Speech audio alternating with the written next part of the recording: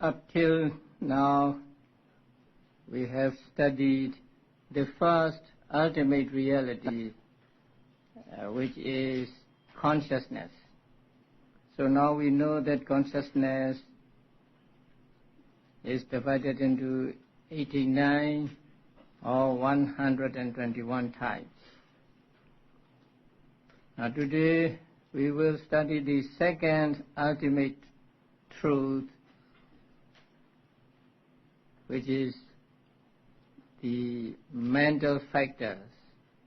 So I hope you remember that mental factors are called cetasika in Pali, and cetasika means those that depend on the citta to arise.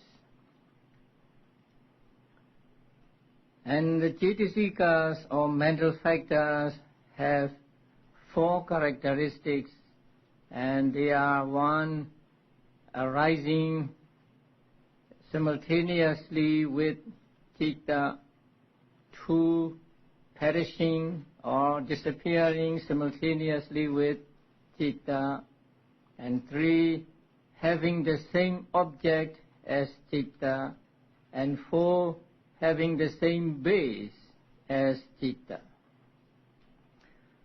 Since mental factors accompany or are associated with consciousness, consciousness and mental factors must take the same object. So it can never happen that citta takes one object and the mental factors take another object. So since they arise together, they take the same object. And also they depend on the same base.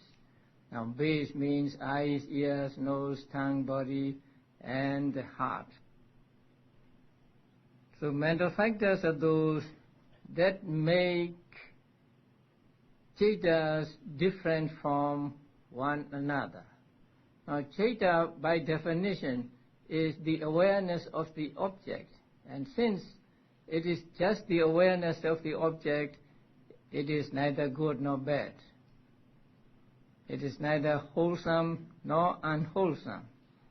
But when citta arises together with wholesome mental factors, and that citta is called a wholesome citta, and when it arises with unwholesome mental factors, the citta is called unwholesome citta.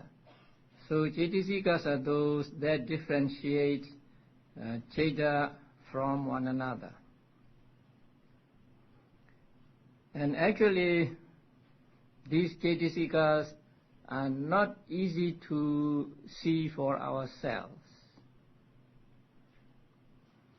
Once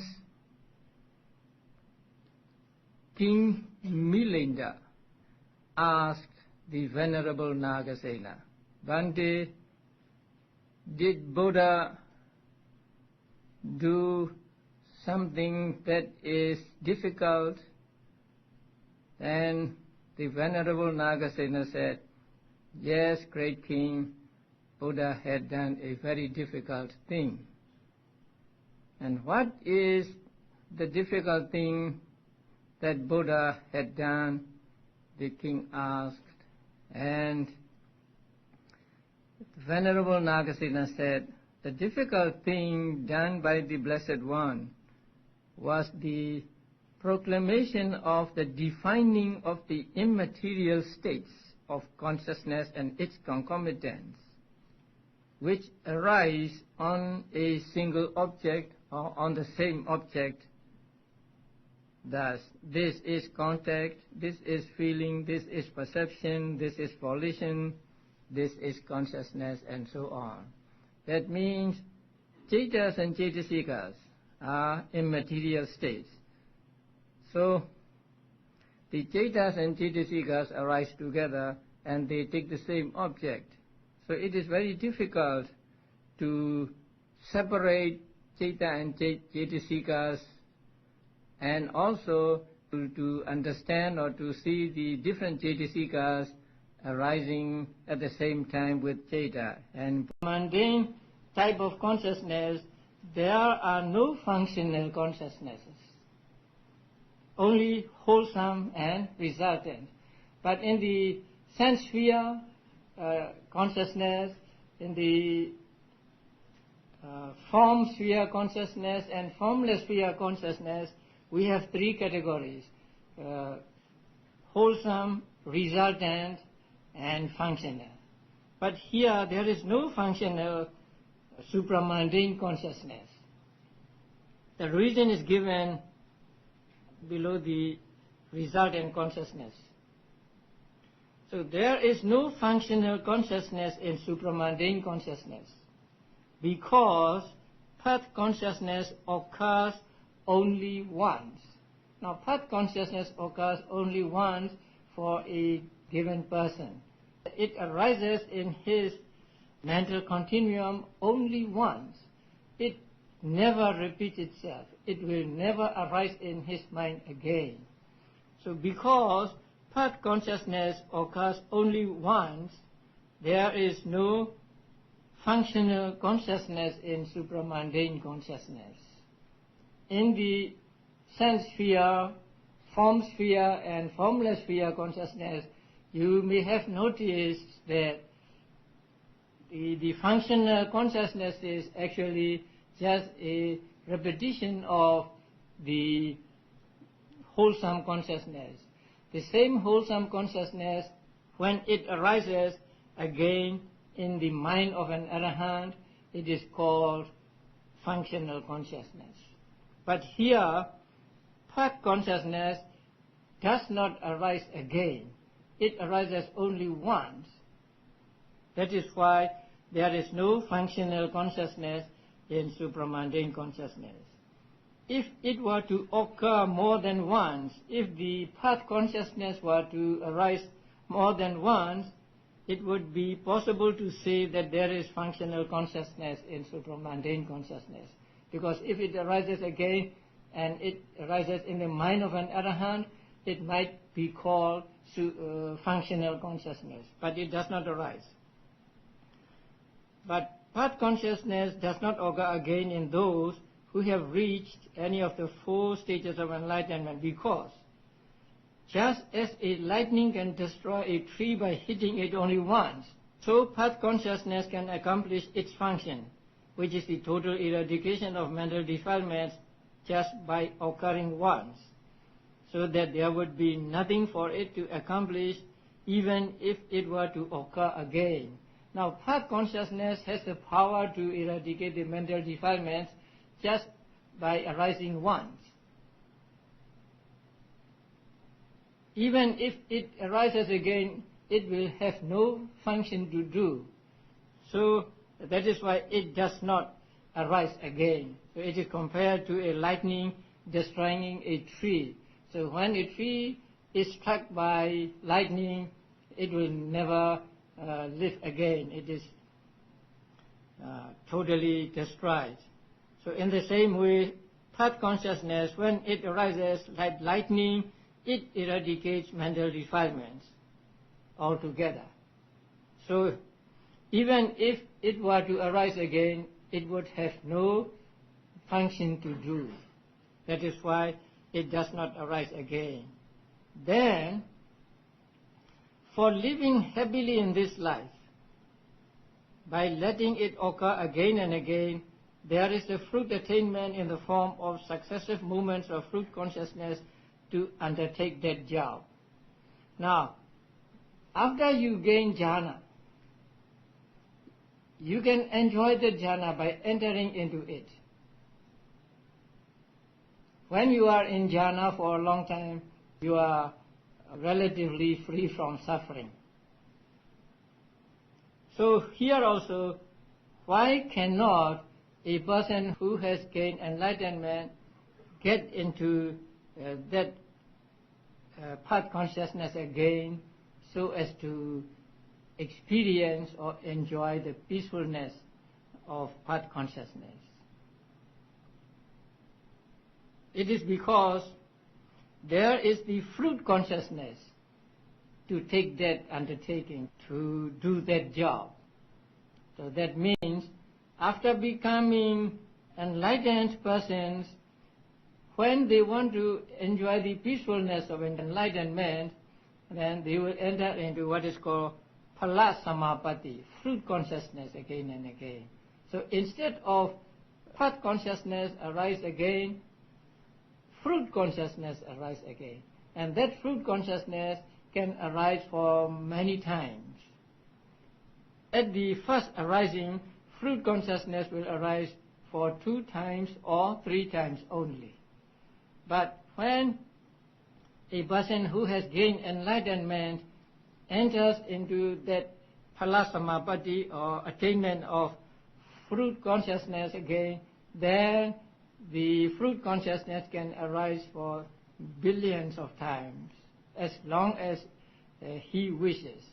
Maybe 1 hour, 2 hours, or 1 day, 2 days, and so on. So, for enjoying the peacefulness of enlightenment, there is fruit consciousness. That is why path consciousness does not arise in a person. Since path consciousness arises only once, there is no functional consciousness in the supramundane consciousness. So there are only 8 types of supramundane consciousness, 4 path consciousnesses and 4 fruition consciousnesses.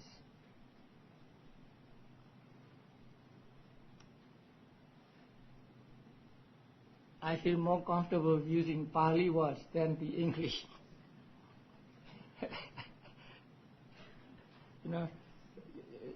Saying consciousnesses. So consciousness is an uncountable word and it has no plural. So if you write consciousnesses and you spell check it, then it will say you are wrong. But when I say consciousnesses, I mean consciousness as one unit. So I think we can use consciousnesses also. The same with knowledge. Sometimes we use knowledges. Okay, so the supramundane consciousness consists of only 2 categories, wholesome and resultant. Now, what feeling do they arise with?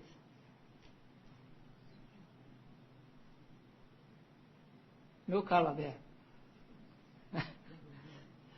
I put both colors.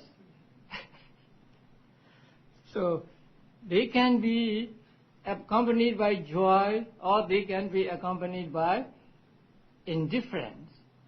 So when we count all 89 or later 121 types of consciousness, especially 89 types of consciousness, we can say that all 8 types of the supramundane consciousness are accompanied by joy or accompanied by indifference. The parentheses are meant to be not parentheses actually. I do not know how to put color half red and half blue. So I use the parentheses. The left parenthesis should be say red and right should be blue. They can be either accompanied by joy or indifference. That will become clear when we study further how the 8 supramundane types of consciousness become 40 types of consciousness. But before we go there, I would like you to look at the sheet with the name 2 kinds of jhanas. Now, so far, we have studied the jhana consciousnesses. And we use the word jhana in its technical sense with just one meaning, that is rupa vajara jhana and arupa vajara jhana, or form jhana and formless jhana. But the commentaries sometimes they wanted to give us more information. And that makes us confused. So the use of jhana can be confusing. Because commentary said that there are two kinds of jhanas. That which examines closely the object, that is one kind of jhana. It is in Pali it is called Aramanupanijjhana, its long name. And then there is another jhana which examines closely the characteristics. That means the anicca, dukkha and anatta nature of things. So there are two kinds of jhanas. One that examines the object closely. That means that dwells on the object firmly and closely. And there is another kind of jhana that examines the characteristics, the impermanent, suffering and non-soul nature, the characteristics closely. So there are two kinds of jhanas. But the 8 attainments, that means 4 Rupavajara jhanas and 4 Arupavajara jhanas, are called Aramanupanijjhana, the first one, because they examine closely the object of earth, kasina and so on. This is the usual jhana we understand. So when we say jhana, we almost always mean the Rupavajara or Arupavajara jhana. And they are called jhana because they examine closely the object of earth, kasina, water, kasina and so on. But what is confusing is the statement that vipassana, magga and phala are also called jhana. They are called Lakhanupanijjhana. Now, Lakhana means characteristic and Upanijjhana means examine closely. So vipassana is called Lakhanupanijjhana or in short, vipassana is also called jhana. Magga is also called jhana, phala is also called jhana. So in this extension of meaning, everything can be jhana. The usual 4 Rupavajara, 4 means actually 5. 4 or 5 Rupavajara jhanas and 4 Arupavajara jhanas are jhanas. And also vipassana, magga and phala can be called jhana. Now, vipassana is called jhana because it examines closely the characteristics of impermanence and so on. And magga is called jhana because the work done by vipassana comes to be accomplished through magga. So when one reaches the magga, closely examining the characteristics is accomplished or is come to an end. So magga is also called jhana. And phala is also called jhana because it examines closely the truth of cessation, that means nibbana. It takes nibbana as object and so it examines closely the truth of nibbana or cessation. So phala can also be called jhana. So according to this commentary, there are many kinds of jhanas. The usual jhanas we understand, and also vipassana, magga and phala are jhanas. Now, some people wanted to know whether there is jhana in vipassana.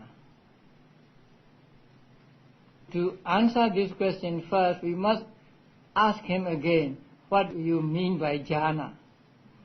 If you mean just examining closely as jhana, then vipassana is also jhana. Magga is also jhana, phala is also jhana. But if you mean jhana as a technical term for Rupavajara jhana and Arupavajara jhana, then there is no jhana in vipassana. Because the jhana as a technical term for Rupavajara and Arupavajara jhana takes the objects like kasina objects as object, but vipassana takes the 5 aggregates of clinging or nama and rupa as object. And magga and phala takes nibbana as object. So they are different. Now, in the Abhidhamma itself and in the commentaries, the supramundane cetas are described as jhanas also. That means they are not real jhanas as the rupavachara and arupavachara consciousness are, but they resemble the rupavachara jhana and arupavachara jhana in having the same number of jhana factors. Now you have not studied the second chapter of this book, so you do not know the mental factors that arise together with a certain given citta. Now when magga consciousness, when the path consciousness arises, it is said that 36 mental factors also arise. Among the 36, there is vitaka, vichara, piti, and sukha as vedana, and also ekagata. So that path consciousness resembles the first jhana because it has 5 jhana factors arising with it.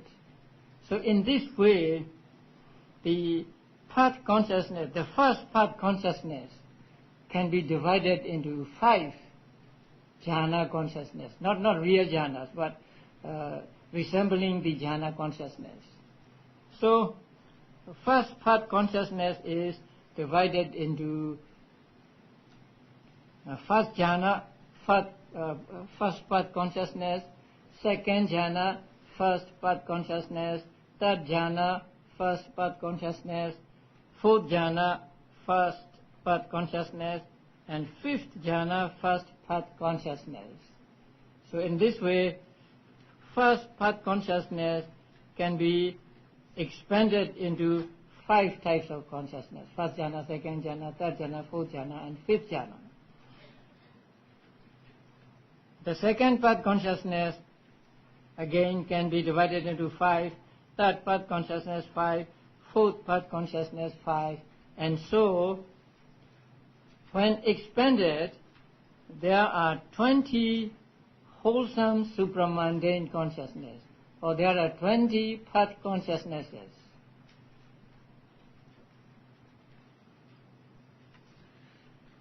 And the resultant consciousness are the same. So there is first jhana, first fruit consciousness, second jhana, first fruit consciousness, and so on. Fourth jhana, fifth jhana, first fruit consciousness, and so on. So there are 20 fruit consciousnesses.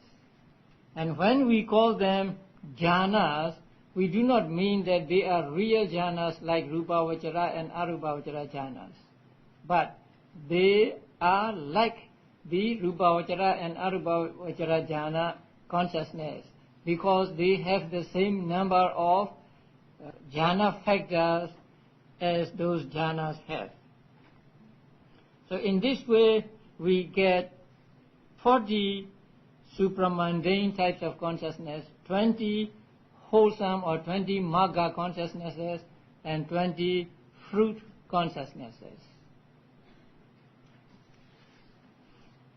The difference between the jhanas, rupavachara jhanas, arupavachara jhanas, and the supramundane jhana is given in manual.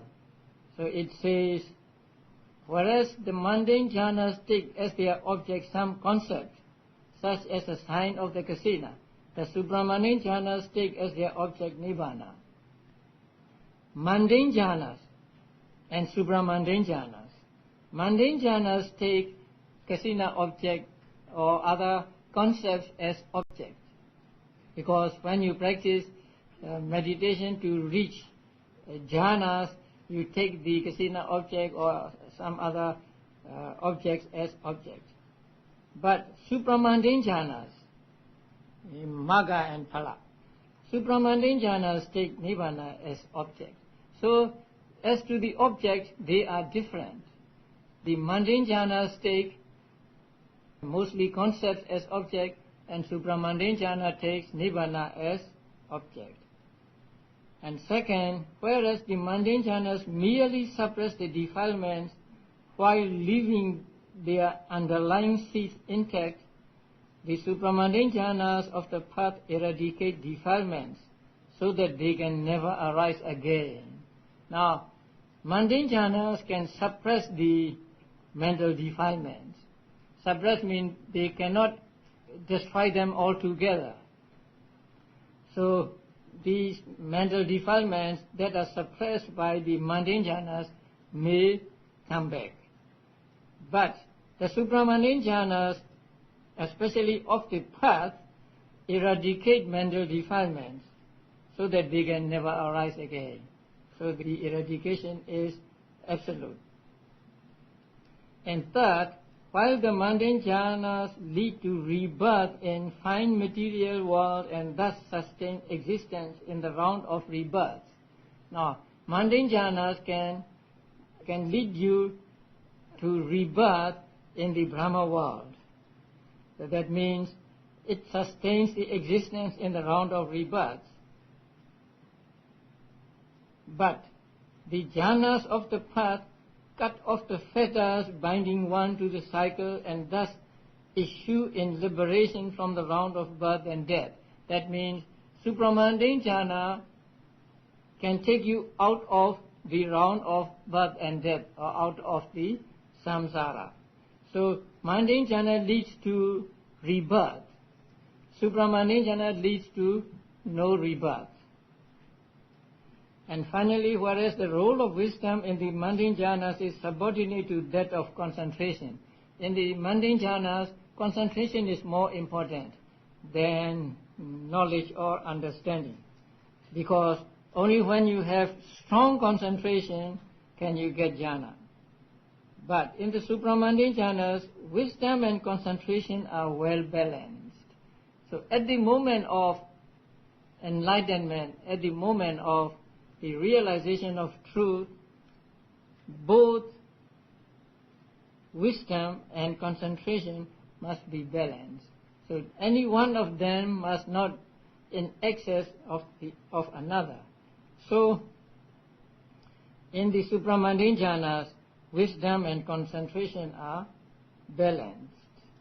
Concentration fixing the mind on the unconditioned element or on nibbana, and wisdom fathoming the deep significance of the Four Noble Truths. Now concentration keeps the mind on nibbana firmly, and wisdom or understanding goes deep into the significance of the Four Noble Truths. So this is the difference between mundane jhanas and supramundane jhanas. It's given in the comprehensive manual of Abhidhamma on page 73. So now we have 40 supramundane types of consciousness. Now we have 81 mundane consciousness. 81 plus 8 supramundane consciousness, we have 89 types of consciousness. But if we expand the 8 supramundane consciousness into 40, we get 121 types of consciousness. So the chart shows 121 types of consciousness. If you want to see 89 types of consciousness, then we will take the 5 path consciousness as one path consciousness, and 5 fruit consciousness as 1 fruit consciousness. So in that case, the first column is Sotapaddi Magga, the first Magga, and then next second Magga, next third Magga, and the next fourth Magga. And then the second group. So the first column is Sotapaddi Phala, fruit consciousness, and second Sakadagami, third Anagami, and fourth Arahata Phala consciousness. So when we take the 5 as 1, then we get 89 types of consciousness. And when we take them as 40, we get 121 types of consciousness. So these 121 types of consciousness are taught in the first book of Abhidhamma, called Dhammasangani. Now it is important to remember all these types of consciousness, 89 and 121, because when you come to the second chapter and so on, they will be referred to again and again. So if you do not remember, you will lose interest in the book. So please try to remember the 89 types of consciousness with the help of the chart or the card given to you. So let us do some exercise. Now the first column is what? Akusala Cheta. So unwholesome consciousness. And how many of them there are? 12. And the first are rooted in attachment. And then the 2 green ones are rooted in ill will, and the last 2 in delusion. And among these 12, how many are accompanied by joy? 4. How many by indifference? 6. How many by displeasure? 2. Very good. So go to next. Now the first dot, what is that?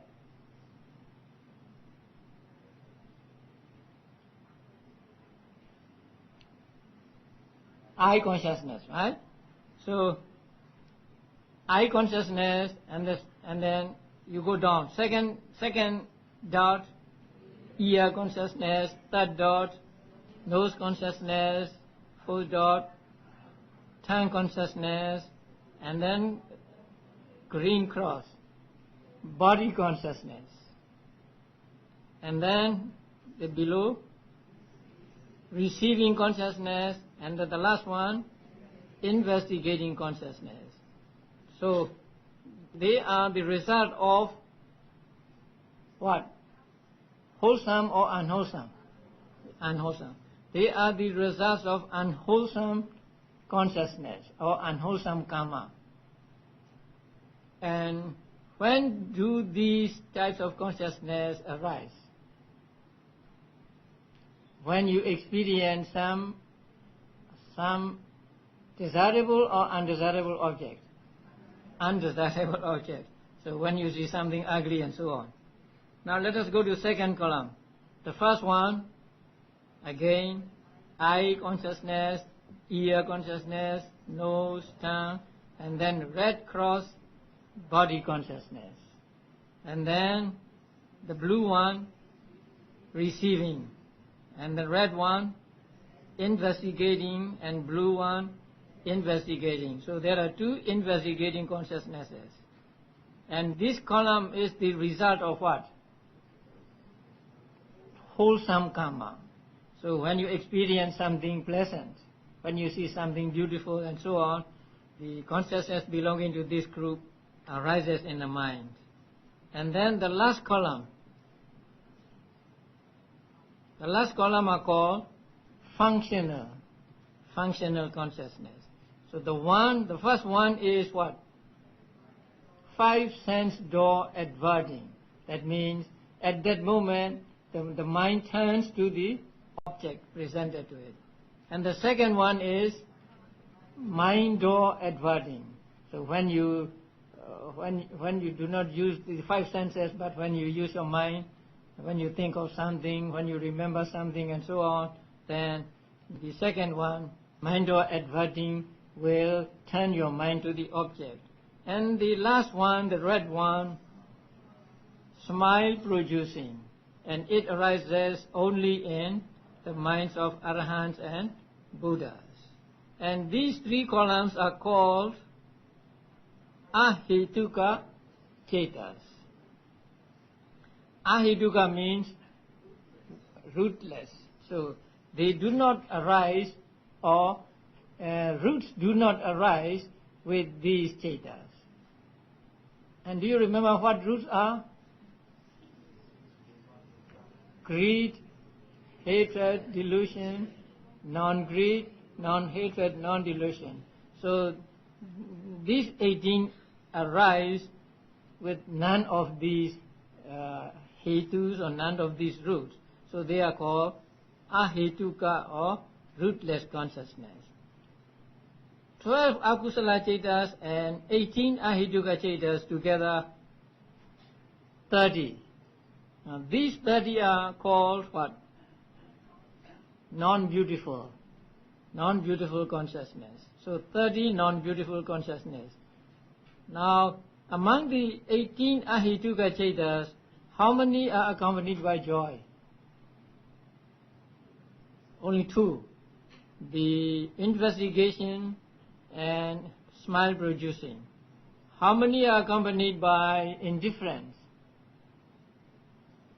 14. 1, 2, 3, 4, 5, 6. 1, 2, 3, 4, 5, 6. 12. And then 1 to 14. So 14 are accompanied by indifference.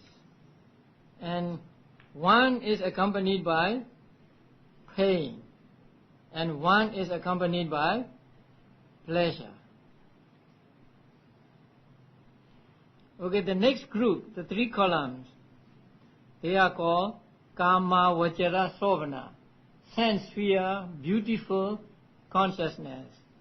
And the first column is what? Wholesome, kusala. And second column, resultant, so they are result. And the third column, functional, they arise in Arahants and Buddhas only. And among them, 4 are accompanied by joy and the first column. The 4 are accompanied by joy and the other 4 accompanied by indifference. The same with the 8 resultant consciousness and with functional consciousnesses. So these 24 types of consciousness are called Kama Vachara Sovana, beautiful consciousness. Now, look at the first column of this Kama Vachara Sovana. They are kusala, wholesome consciousness. Wholesome consciousness are result producing, right? So, wholesome consciousness produces results, and these 8 can produce identical results as well as non-identical results. So, which are the identical results of these 8? The middle column, resultant, 8 resultant consciousness.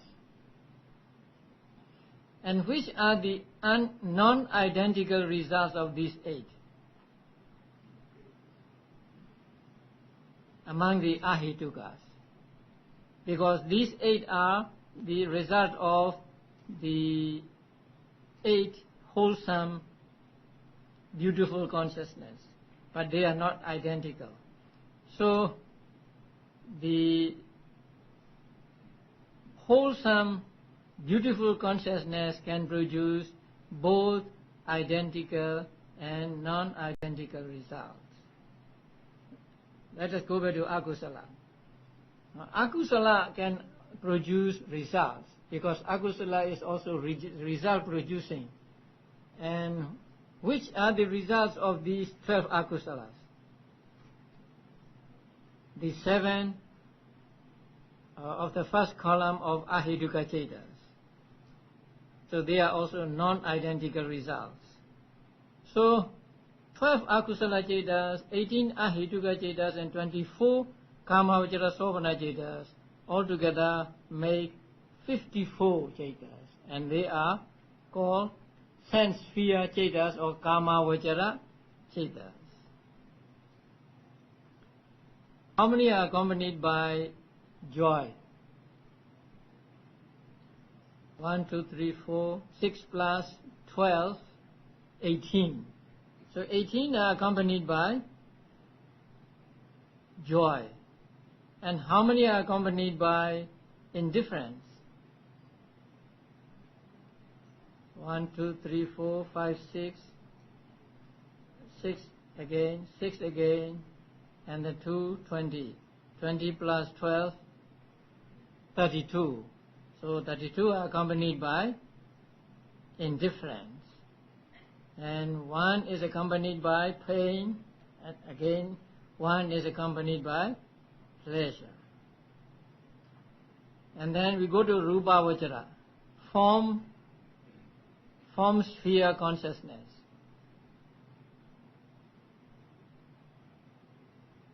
The first column, there are 5 jhanas, first, second, third, fourth, and fifth.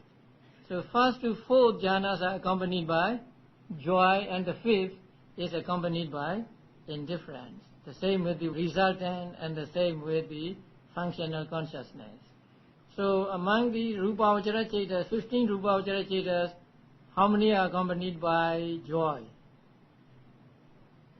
12. And how many are accompanied by indifference? 3. Then we go to arupa vachara. There is no variety.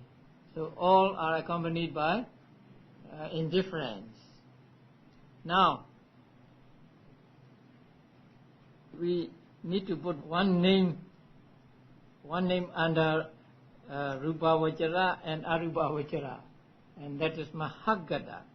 Now,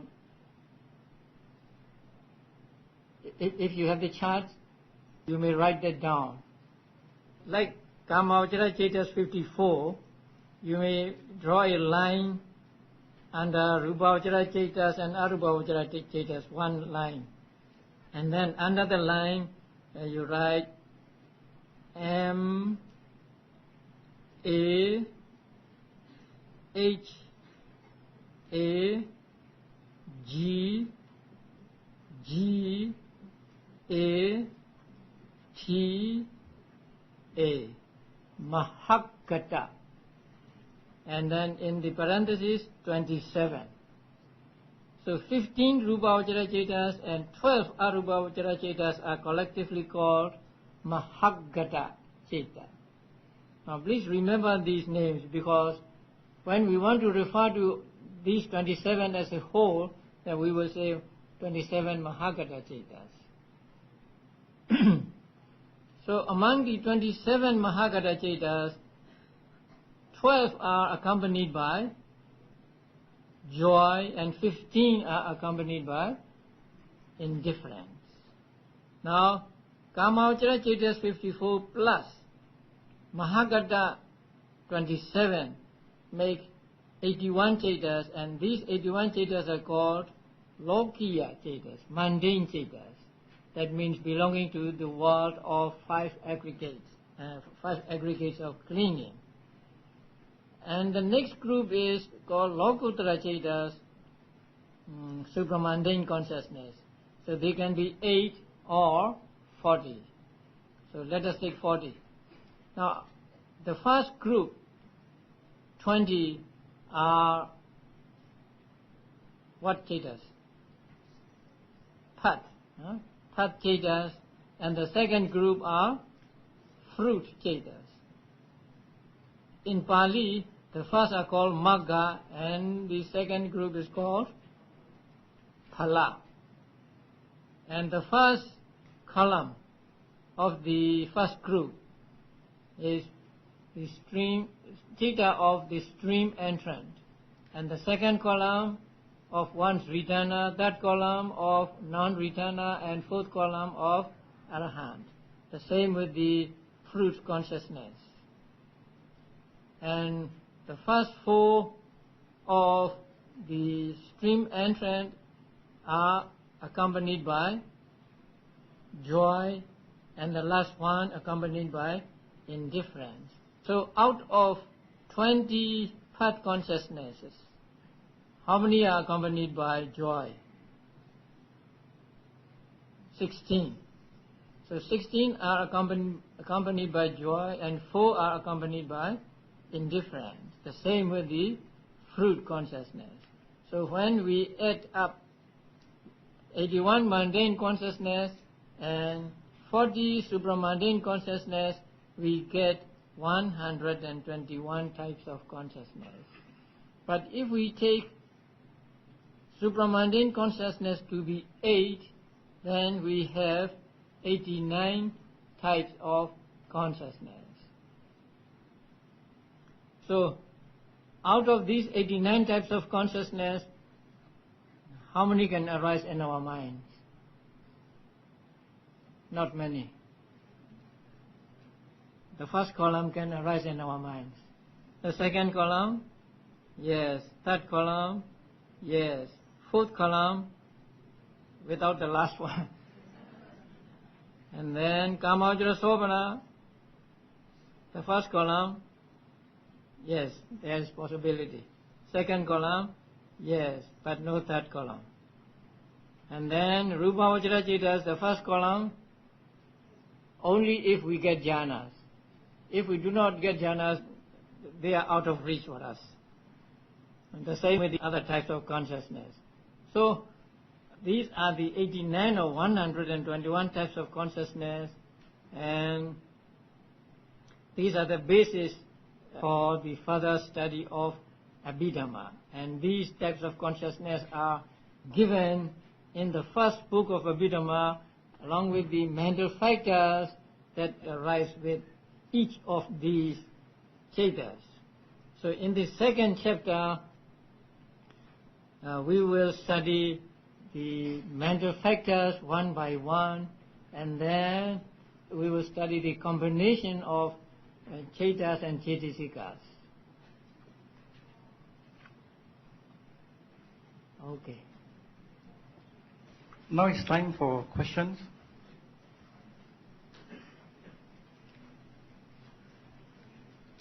Very well, sir. The difference between the Arahant and the Buddha is said that the Arahant have this habit. If they don't get rid of these habits, they will never become Buddhas, or they will eventually become Buddhas also. According to Theravada teachings, Arahants will never become Buddhas, because there are different paths, different ways. So an Arahant has reached the highest point of his way, and so according to Theravada teachings, Arahant will not become a Buddha. Thank you. Any more questions?